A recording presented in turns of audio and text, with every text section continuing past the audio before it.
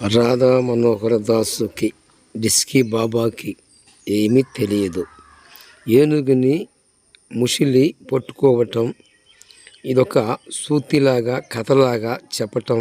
ఇది రాధా మనోహర్కి ఏమి తెలియదని సంగతి యాంకర్ కూడా ఏమి తెలియదు పాపం. ఎందుకంటే అతనికి గ్రంథాల మీద పట్టేమీ లేదు.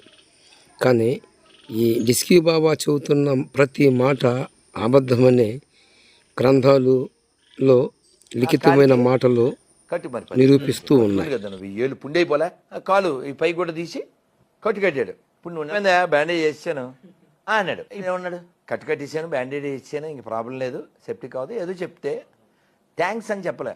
ఎందుక ఇదంతా చేసావు అన్నాడు. అంటే నారాయణ ఆశ్చర్యపడి, అదేంటే నువ్వు పిలిచావు కదా, ఎందుకు కదా అన్నాడు. అంటే గజేంద్రుడు ఏమన్నాడు? నేను పిలిచింది ఎందుకు కాదు. అదేంటయా నువ్వు పిలిచేవని మా ఆవిడికి చెప్పకుండా, కొంగుముడి విప్పకుండా, జుట్టుముడి ఊడిపోతే వేసుకోకుండా పరిగెత్తుకొచ్చాను కదా. దేవుడికి భార్య ఉంటుందా? ఒక చిన్న మాట. నువ్వు చెప్పినట్లే ఎవరో ఒకళ్ళు అయితే మానవ జాతి మనుషులుగా పిలవబడుతున్న వారందరినీ ఆయనే సృష్టించాడు.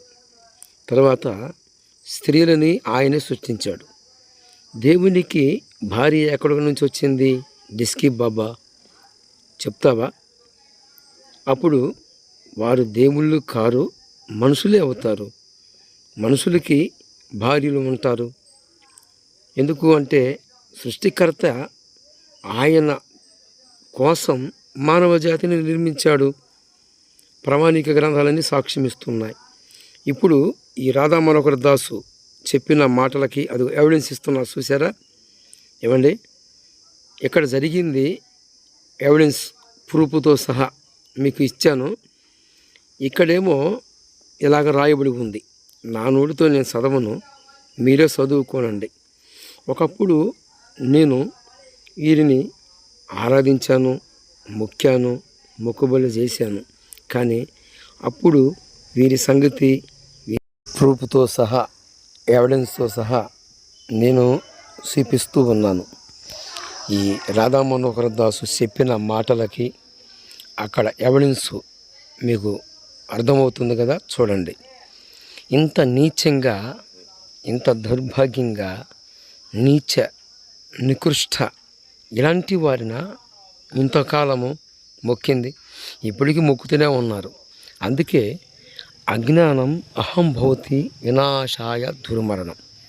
అజ్ఞానం అనే అంధకారంలో కూర్చున్న ఓ మానవుడా, ఇకనైనా బయటికి రా అని పూర్వకాలాల నుండి స్వామి వివేకానందుడు, గౌతమ బుద్ధుడు, శాలవాక చక్రవర్తి ఇలాంటి ముందున్న వారందరూ కూడా నిజదేవుడు, నిజరక్షకుడు, ప్రజాపతి దేవేభ్యం ఆత్మానం యజ్ఞం కృత్వా ప్రాయచిత్ అని ఆ ప్రజాపతి సృష్టికర్త, నిజదేవుడు, నిజరక్షకుడు అయిన పాపులకు అందరి కోసం వచ్చి ప్రాణం ఇచ్చిన ప్రాణనాథుడు, పాపం కోసం మందుగా మార్చబడినవాడు, పాపికి క్షమాభిక్ష పెట్టినవాడు ఒకే ఒక ఆయనే ప్రభు అయిన యేసుక్రీస్తు వారు.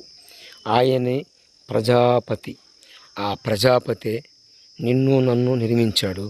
ఆ ప్రజాపతే ఇంతవరకు మనం పూజించిన వాళ్ళను కూడా సృష్టించాడు. వాళ్ళ కోసమును మన కోసమును ప్రాణం పెట్టాడు. ఇది నిజం.